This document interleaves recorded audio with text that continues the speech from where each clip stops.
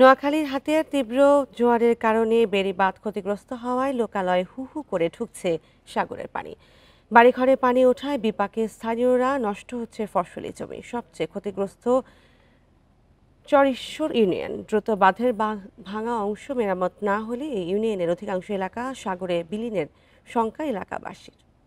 Bundle থাকলে প্রতি সেনমানিতে টাকা বাঁচবে। বিকাশ সেনমানি বান্ডেল কিনে জিতুন প্রতি লেনদেনে।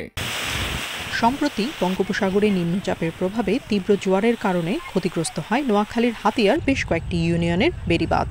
ভাঙা অংশ দিয়ে প্রতিনিয়ত পানি ঢুকছে লোকালয়ে। বাড়িঘরে পানি ঢুকে পড়ায় বিপাকে পড়েছেন চরইশ্বর, সোনাদিয়া, নলচিরা, তমরুদ্দি ও শুকচর ইউনিয়নের বাসিন্দারা। তলিয়েছে রাস্তাঘাট ও ফসলি জমি।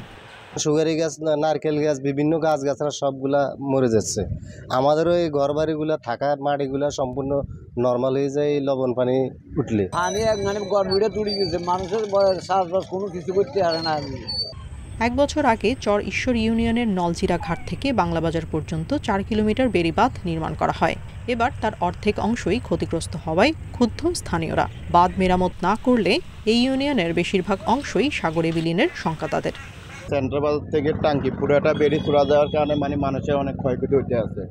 এখানে যে কোনো একটা জি ব্যাগ এবং ব্লকের ব্যবস্থা করলে তাহলে হাজার হাজার মানুষ এখানে রক্ষা পাবে। লবণ পানি মানুষের ক্ষয়ক্ষতি, অনেক ক্ষয়ক্ষতি হবে।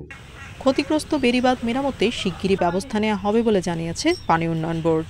আমাদের যে চলমান আছে সিডিএসপি প্রকল্পের আওতায় বিকল্প বেড়িবাঁধ সহ বিভিন্ন কয়েকটা রেগুলেটর নির্মাণের পরিকল্পনা ছিল, কিন্তু নদী ভাঙন কাছাকাছি হওয়া সহ বিভিন্ন প্রতিকূল কারণে সেই রেগুলেটর একটা টেকনিক্যাল কমিটি হয়।